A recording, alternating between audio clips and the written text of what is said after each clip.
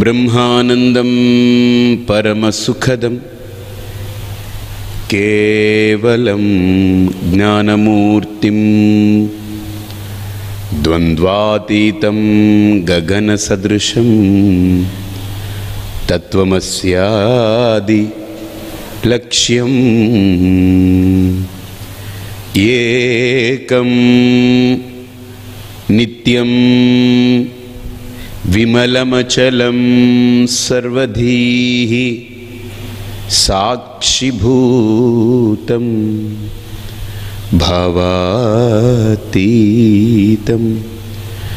త్రిగుణరహితం సద్గురుం తం నమామి. శ్రీగురుం తం నమామి. ఓం. నాకు బాగా పరిచయం ఉన్నటువంటి రోజుల్లో చాలా చిన్న పిల్లవాడిగా ఉన్నప్పుడు మా ఇంట్లో ఒక 3-4 ఉండేవారు. అప్పుడు యూనియన్ జాయింట్ ఫ్యామిలీస్ ఉండేవి. ఆ పిన్ని ఒక పని చేసేది, పెద్దమ్మ ఒక పని చేసేది, చిన్నమ్మ ఒక పని చేసేది, మా అమ్మగారు ఒక పని చేసేవారు, వీళ్ళు ఒక పని. ఇంతమంది పనులు చేస్తున్నా ఇంట్లో ఎవరికి ఓపికలు ఉండవు. బయటికి వెళ్ళడానికి అవకాశమే లేదు. ఇంతమంది పనులు చేస్తున్నా ఇప్పుడు ఇంట్లో ఒక్కళ్ళే ఉంటున్నారు, వాళ్ళు ఇంట్లో ఉండట్లేదు. ఇంట్లో ఒక్కళ్ళే ఉంటున్నారు, వాళ్ళు ఇంట్లో ఉండట్లేదు. ఆ ఒక్కళ్ళు కూడా ఇంట్లో ఉండట్లేదు. ఇంట్లో ఉండే అవకాశం లేదు. సో ఆలోచించండి. అంటే ఇది ఒక ఎగ్జాంపుల్ మాత్రమే సుమి. మార్పు చెందేటువంటి సమాజంలో ఓకే అన్నీ మారిపోతూ ఉంటాయి, కానీ అన్ని విధాలుగా మనమే మారిపోవాలనే నియమం ఏం లేదు. మార్పు కొంతవరకు మార్పు అవసరం, కానీ మొత్తమే మారిపోతే ఇంకేం ప్రయోజనం లేదు. కాబట్టి ఇక్కడ అటువంటి అంశాన్ని, అహింస అనేటువంటి ఆ వ్రతాన్ని మనకి ఇక్కడ శ్రీకృష్ణ పరమాత్మ చెప్తూ సత్యం అనేటువంటి ఇంకొక వ్రతం చెప్తున్నారు ఆయన. ఈ సత్యం అనేటువంటిది ఒక ప్రధానమైనటువంటి అంశం.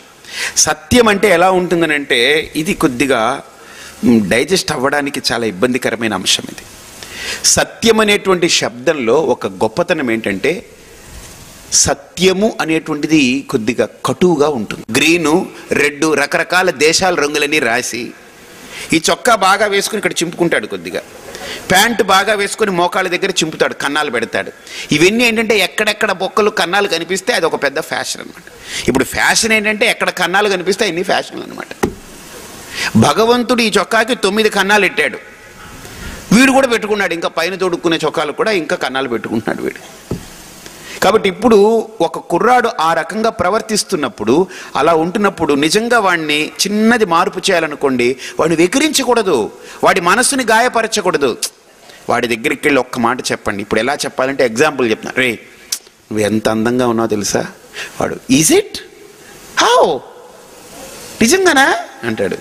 చాలా బాగున్నావు, కానీ దీనికంటే ఇలా చేస్తే ఇంకంతే, నువ్వు టాప్, ఇంకంతే, అసలు నువ్వు ఎంత బాగుంటావో అని చెప్పావనుకోండి, వాడికి వెంటనే వాడు మనం చెప్పింది ఆచరించకపోవచ్చు, కానీ మన మాట వాడి లోపల బీజం పడిపోతుంది. ఏదో రోజు వాడి వికారాలన్నీ చూసుకుంటూ అద్దంలో ఉదయం లేచిన తర్వాత రాత్రి పడుకునేటప్పుడు ఈ వికారాలన్నీ చూసి ఒక రోజు కొద్దిగా విరక్తి చెంది వస్తాడు దగ్గరికి. ఏమండి మొన్న మీరు అన్నారు, నిజమే కదా అది? మెల్లగా వస్తాడు మనల్ని వెతుక్కుంటూ. లేదు బాబు, నిజంగా నాకు తెలుసు కదరా, ఎంత బాగున్నావు, నీ ముఖం కానీ నీ వర్చస్సు ఎంత చక్కగా ఉంది, అసలు నిజంగా ఒక దైవిక లక్షణం ఉందిరా నీ ముఖంలో, అసలు నీ కళ్ళు కానీ ఇవన్నీ. అలా వాడు ఎలాగా దొంగకోళ్ళు పట్టే కళ్ళున్నా సరే మీరు వాడిని ఇలా అనండి, అనడంలో నష్టమే లేదుగా మీకు. వాడిని అదే చూసి చిచ్చిచి నీ దొంగకోళ్ళు పట్టే కళ్ళు నువ్వు అన్నావు అనుకోండి, నా దొంగకోళ్ళు పట్టే కళ్ళే, నీవి ఏకంగా 2G స్కామ్లు ఇరుక్కుపోయిన కళ్ళు నీవు అంటాడు వాడు. కాబట్టి ఒకడిని మనం సత్యంతో బాధ పెట్టకూడదు. సత్యం అనేది చూడండి, ఒకరిని బాధ పెడుతుంది, ఇంకొకరికి ఆనందాన్ని ఇస్తుంది. కానీ సత్యము ప్రియంతో కలిసింది అనుకోండి, అందరినీ సంతోషపెడుతుంది. అది సత్యము ప్రియంతో కలిసింది అనుకోండి, సంతోషపెడుతుంది. కాబట్టి ఆ ప్రియం అనేటువంటిది మన మాట కలపాలి అక్కడ. సత్యం ఏంటి? ఉన్నదానే మాట్లాడుతున్నావు, రే నువ్వు బాగున్నావు కానీ అని పెడుతున్నాం కదా, ఆ తర్వాత వచ్చే స్టేట్మెంట్ సత్యం అన్నమాట. నువ్వు బాగున్నావు అనేది ప్రియం, మన నోటితో వచ్చేది. నువ్వు బాగున్నావురా, కానీ ఇలా చేస్తే ఇంకా చాలా బాగుంటావు అన్నావు అనుకోండి, అప్పుడు ఎలా చేస్తే బాగుంటావు అంటే ఇండైరెక్ట్గా ఈ వికారాలన్నీ తొలగించుకుంటే చాలా బాగుంటావు. సత్యం బ్రూయాత్ ప్రియం బ్రూయాత్. చూడండి, నబ్రూయాత్ సత్యం అప్రియం, ఎప్పటికీ కూడా అప్రియమైన సత్యాన్ని చెప్పకూడదు. అంటే రా ట్రూత్ అలా చెప్పేయకూడదు. మన ప్రియత్వాన్ని మిక్స్ చేసి చెప్పాలి, దాంట్లో మిళితం చేయాలి. ప్రియంచ నానృతం బ్రూయాత్, ప్రియంగా మాట్లాడుతామని అబద్ధాలని చెప్ప. దేశ కాల వస్తు వ్యక్తి, అక్కడున్నటువంటి పరిస్థితులు, అక్కడున్నటువంటి సిచ్యువేషన్స్, వీటికి అనుగుణంగా ఆ సత్యాన్ని ప్రియంగా మార్చి చెప్పండి. ఇప్పుడు ఎవరో ఇద్దరు గొడవ పడుతున్నారు. ఇద్దరి గొడవలో ఒకటిది పొరపాటు ఉంటుంది. ఇద్దరు గొడవ పడుతుంటే ఒకటిది పొరపాటు ఉంటుంది, ఇంకొకటి పొరపాటు ఉండదు కదా. అది మటుకు యథార్థం, అందరికీ తెలిసిందే. ఇద్దరు పొరపాట్లతోటి గొడవలు పడరు. పొరపాటు ఎక్కడో ఒక చోట ఉంటుంది, ఒకటి దగ్గర పొరపాటు ఉండదు. కానీ ఇద్దరు గొడవ పడుతున్నారు. ఇప్పుడు మనం వెళ్ళి మధ్యలో మధ్యవర్తిగా వెళ్ళినప్పుడు నిజంగా చూడండి, మీడియేటర్స్ అని పెట్టుకుంటారు కదా, వాళ్ళు ఏం చేస్తారు అని అంటే, ఈ మీడియేటర్స్ ఇద్దరిని ముందు రే వాడు ఒట్టి వెధవరా అని వీడి దగ్గరని, వాడొట్టి పనికి మాలిన వాడిని వీడి దగ్గరన్నా వ్యవహారం చెడిపోతుంది. కాబట్టి వీళ్ళిద్దరినీ కూర్చోబెట్టుకుని ఒక వ్యవహారకర్త ఏం చేస్తాడు అంటే, వీడిలో ఉండే మంచిని ప్రియంగా వీడికి అర్థమయ్యేలా చెప్తాడు, వాడిలో ఉండే మంచిని వీడికి ప్రియంగా అర్థమయ్యేలా చెప్పి వీళ్ళిద్దరినీ అలా ట్యూన్ చేసుకుంటూ ఒక పాయింట్ దగ్గరికి తీసుకొస్తాడు అనుసంధానకర్త. ఆ పాయింట్ దగ్గరికి తీసుకొచ్చి ఇద్దరు కూర్చుని, ఏమండి ఏదో ఒకటి మీరు చెప్పండి, ఇంకా మా ఇద్దరి మధ్య గొడవలు ఉండకూడదని వాళ్ళ నోటితో అనిపించేలా వాళ్ళిద్దరిలో ఆ సమన్వయత తీసుకొస్తాడు. ఆ సమన్వయం చేయగలగడమే సత్యానికి ఉండేటువంటి గొప్ప లక్షణం, ప్రియత్వానికి. సత్యము చెబుతూ ప్రియంగా చెబుతూ సమన్వయపరచగలగడమే మనకు కావాలి. అంతేకాని విడగొట్టకూడదు, విభజించకూడదు. సత్యం అనేది విభజించకూడదు. సత్యం అనేది ఇంకొక వ్యక్తికి అది లేనిపోని పెడత్రోవలు పట్టేలాగా చేయకూడదు. సత్యం అనేది సమన్వయపరచాలి. సత్యం అనేది ఆకర్షించాలంటే ప్రియంగా ఉండాలి. కాబట్టి ఇక్కడ సత్యం అనేటువంటిది గొప్ప వ్రతం. ఇది రెండోది ఇక్కడ ఈ శ్లోకంలో చెప్పబడ్డ వ్రతం. ఇక మూడోది అక్రోధ, అంటే కోపం లేకుండా, క్రోధమే ఉండకూడదు. అంటే ఇక్కడ గొప్ప విషయం ఏంటంటే అక్రోధ అంటే క్రోధము లేకుండా ఉండడం, కోపం లేకుండా ఉండడం. అంటే ఇప్పుడు మీ అందరికీ చెప్పాను, మీరెవరు కోపం లేకుండా ఉండాలని ఆలోచించండి. ఆ మాట వింటే అలానే అనిపిస్తుంది. సపోజ్ మీరు వెళుతూ ఉన్నారనుకోండి, ఎవడో ఒకడు మీకు తెలియకుండా ఏదో గుద్దాడు. సపోజ్ మీకు బాధ కలిగింది. ఏంటయ్యా ఏంటి ఇలా చేస్తావు, ఏంటి నీకు కళ్ళు కనపట్లేదంటే, ఏం కళ్ళు కనపట్లేదంటే ఏంటి, నువ్వు పక్కకు పోవచ్చు కదా అని వాడన్నాడు అనుకోండి. మనం కూడా అక్రోధ వద్దు అనుకుని పక్కకి వెళ్ళారనుకోండి, వాడు ఇంకోటి పక్క నుంచి వచ్చి కొడతాడు. కాబట్టి అక్రోధత్వం అనంటే గుర్తుపెట్టుకోండి, కోపమే లేకుండా మొత్తం అంతా ఉడికిపోయి అంతా చప్పబడిపోయి మనిషి అలాగా లల్లు పల్లుగా అలా కూర్చోవాలని కాదు. అంటే అకారణ క్రోధ, కొంతమందికి కారణమే ఉండదు, చీటికి మాటికి. ఇక్కడ చిరాకు గురించి కృష్ణుడు అంటున్నాడు. కొంతమంది అంటారు, బా నాకు చిరాకు ఎక్కువండి, సిర్రెత్తిపోద్దండి. ఆడి భాష ఇంటేనే మనకు ఒళ్ళు కంపరం కింద ఉంటుంది. ఒకడు ఇదే అంటాడు, నాకు చిరాకు ఎక్కువండి, సిర్రెత్తిపోద్దండి అంటాడు. నీకు చిరాకే సిర్రెత్తిపోతే కొద్దిగా దోలగుండాకు రాసుకో, బాగుంటుంది. అప్పుడు ఏం పెద్ద చిరాకు, చిర్రెత్తిపోతాడట. వీడికి ఒక్కడికేనేంటి ఆలోచన, దేహము, వీడికి ఒక్కడికేనేంటి అన్నీ ఉన్నాయి. అందరూ చిర్రెత్తిపోతారు అందరూ. కాబట్టి ఇది చిర్రెత్తిపోతానండి నేను. అబ్బో నాకు వెర్రి కోపం అంటే మీకు తెలియదు స్వామి అన్నాడు ఒకడు. ఏం చేయమంటావు? నాకు కోపం వస్తేనండి అన్నాడు అన్నమాట వాడు. సరే ఏమిట్రా, అరే కోపం వస్తే నువ్వేం చేస్తావు అంటే, వాడు ఏమిటో వాడికి అర్థం కావట్లేదు. వాడు అన్ని వికారాలు చూపిస్తున్నాడు ముఖంలో. కాబట్టి అక్రోధ అంటే ఇక్కడ కోపమే లేకపోవడం అని కాదు, నిజంగా కోపమే లేకుండా ఉంటే కృష్ణుడు, భీష్ముడు వాడిని రెచ్చగొట్టినప్పుడు కృష్ణుడిని చక్రం తీసుకుని పైకి వెళ్తాడు భీష్ముడి మీదకి. కోపం కాలాగ్ని రుద్రులాగా పరుగులు తీస్తాడు. కంసుణ్ణి చంపాడు కృష్ణుడు. ఏం కోపం లేకుండా ప్రేమగా వెళ్ళి, కంసమామ నువ్వు చచ్చిపో అని ఏమైనా ప్రేమగా అలాగేమన్నా ఏదో జెల్లీ ఫ్రూట్ పట్టుకున్నట్టో, లేకపోతే అక్కడ ఏమైనా జామ్ తింటున్నట్టో, బటర్ బ్రెడ్ రాసుకుని తింటున్నట్టో చేశాడా? నో, అక్కడ క్రోధపూరితమైనటువంటిది ఉంటుంది. పూతన, కంసుడు, బోల్డ్ మంది రాక్షస వధ చేశాడు కృష్ణుడు. క్రోధం ఉండకూడదని కృష్ణుడి లక్షణం కాదు, అకారణ క్రోధ. అకారణంగా లోపల కొంతమందికి మైండ్ సెట్ ఏంటంటే వాళ్ళకి వాళ్ళే నా కోపం అండి మీరు చూడలేదు అంటుంటారు. అంటే అనుకోవడంలోనే వాడికి కోపం తెలియకుండా లోపల వాడు మానసిక దౌర్బల్యం ఏర్పడిపోతుంటుంది. క్రోధాన్ని ప్రదర్శించాలి. ఎలా? అసలు కోపమే ఒకడికి రాదనుకోండి, ఇంకా వాడితో లోకం ఏం పెద్దవాడి జడుడు వాడు. ఇప్పుడు ఈ కుర్చీకి రాదు, మనం ఎలా ఎత్తేసినా కుదేసినా కింద పడేసినా మళ్ళీ తెచ్చిపెట్టుకుని అలానే ఉంటుంది. ఇప్పుడు సపోజ్ ఒక మనిషి పో బయటికి పో అనేసి మళ్ళీ రా అన్నామంటే వస్తాడా? వాడు అక్కడి నుంచి చూస్తాడు, ఇలాగ ఒకసారి చూస్తాడు వాడు. అసలు కుక్కని విదిలిస్తేనే అది అక్కడ దూరంగా వెళ్తుంది అంటుంది. అది మళ్ళీ మనం పిలిచామనుకోండి తోక ఊపుతుంది అంటుంది మళ్ళీ. అది కుక్కకే అంత రెస్పాన్స్ ఉంది, అంత రియాక్ట్ అవుతుంది. మరి మనిషి ఎలా రియాక్ట్ అవ్వకుండా ఉంటాడండి? కాబట్టి అక్రోధ అనంటే కోపము లేకుండా ఉండడం అని కాదు. మనకు స్మృతి గ్రంథంలో ఒక శ్లోకం ఉంది, ఏంటనంటే ఉత్తమే క్షణకోపస్యాత్. కోపం వస్తుంది, కానీ ఉత్తముడికి కోపం వస్తుంది, మధ్యముడికి కోపం వస్తుంది, అధముడికి కోపం వస్తుంది, పాపిష్టివాడికి కోపం వస్తుంది. 4 తెగలు ఉన్నాయి కోపానికి. అందులో ఉత్తముడికి వచ్చిన కోపం ఉత్తమే క్షణకోపస్యాత్. వాడికి రాగానే వెంటనే ఏదో అంటాడు, టక్మని అంటాడు, మళ్ళీ విత్డ్రా అయిపోతాడు అంతే. మధ్యమంతు ఘటికాద్వయం. మధ్యముడికి కోపం వచ్చినప్పుడు వాడు మధ్యస్థితిలో ఉన్నవాడు ఎలాంటి వాడంటే ఘటికాద్వయం, 2 గడియలు. 2 గడియలు అంటే 24 నిమిషాలు ఇంచుమించు ఉంటుంది వాడికి. అధమస్య అహోరాత్రం.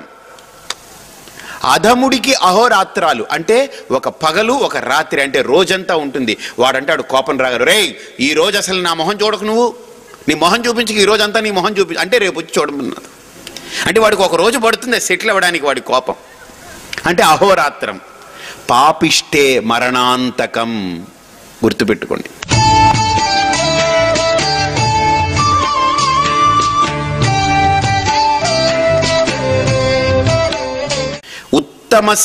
ఉత్తమే క్షణకోపస్యాత్ మధ్యమంతు ఘటికాద్వయం అధమస్య అహోరాత్రం పాపిష్టే మరణాంతకం. ఈ పాపిష్టి వాడు ఉంటాడు, పాపాత్ముడు. వాడు గుర్తుపెట్టుకుని ఆ కోపాన్ని రెచ్చగొట్టుకుని లోపల వాడి గురించి ఆలోచిస్తూ బ్రతుకుతూ ఉంటాడు.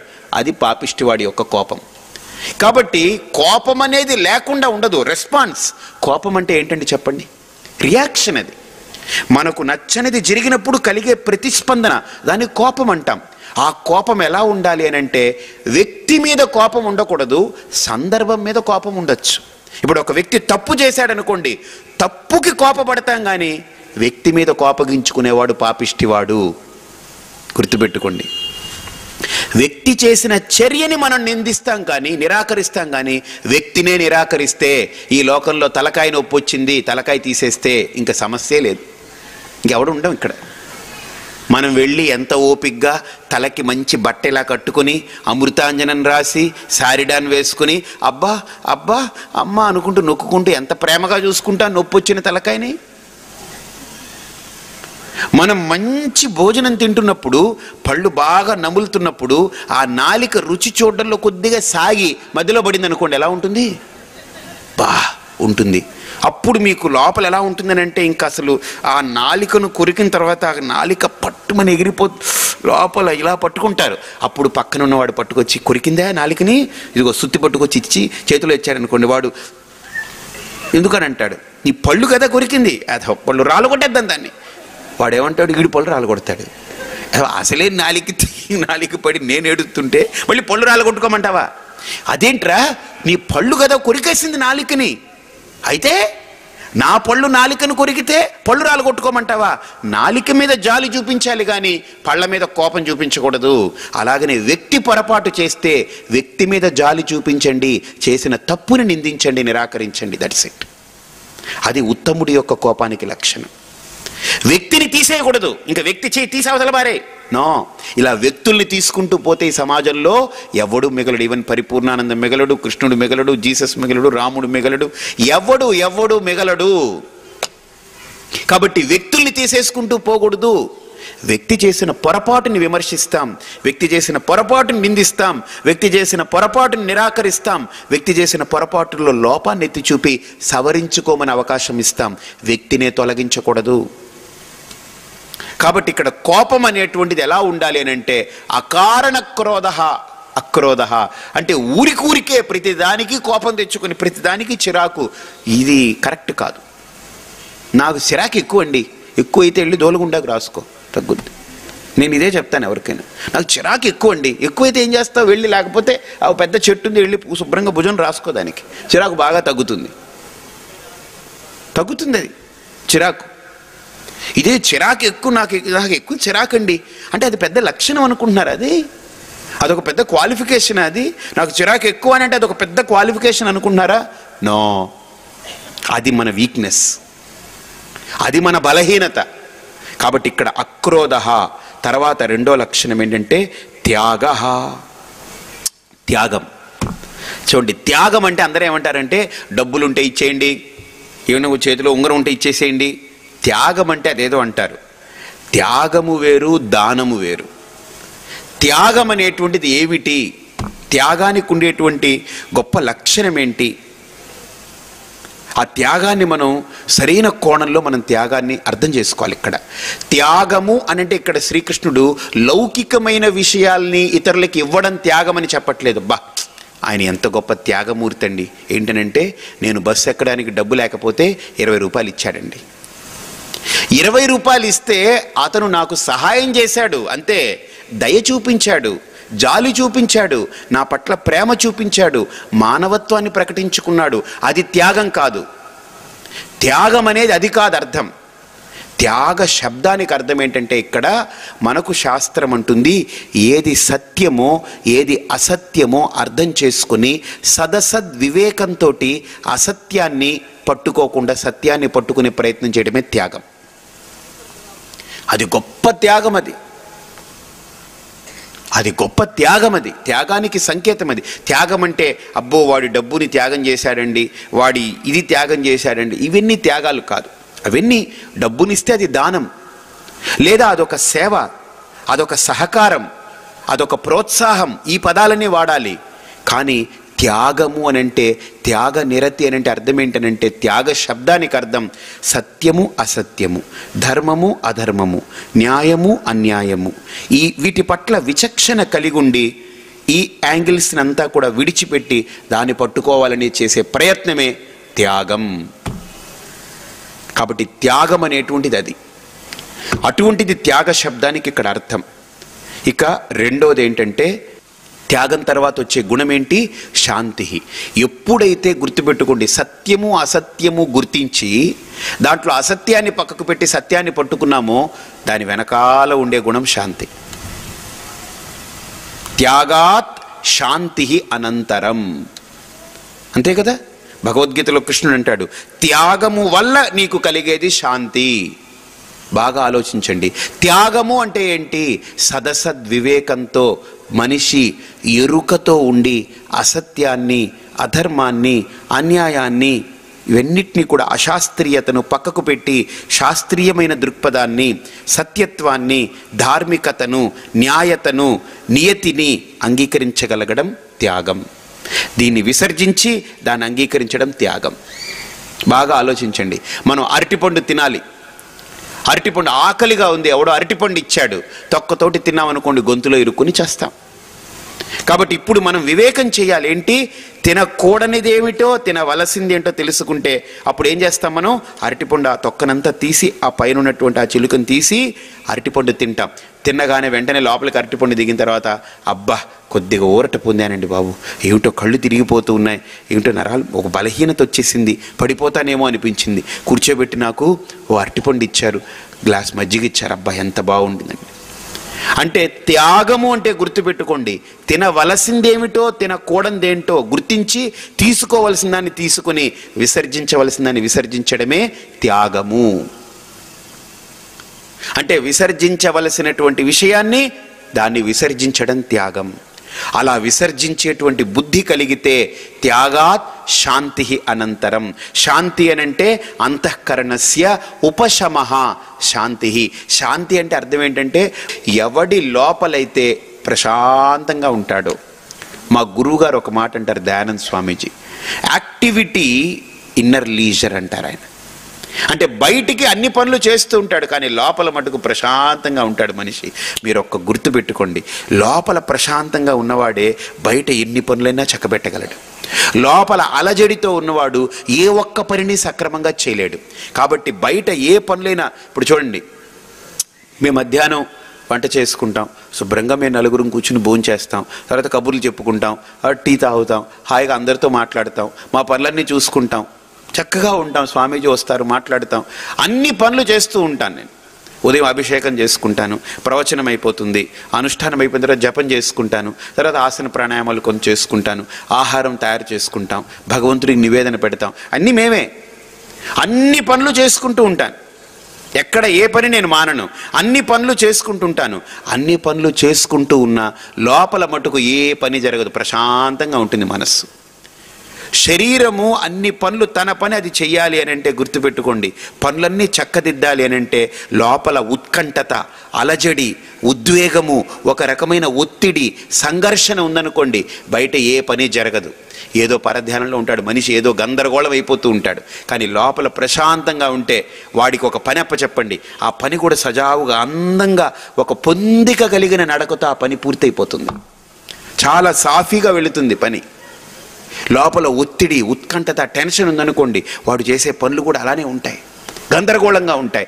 కాబట్టి activity, external activity, inner leisure, activity and inner leisure.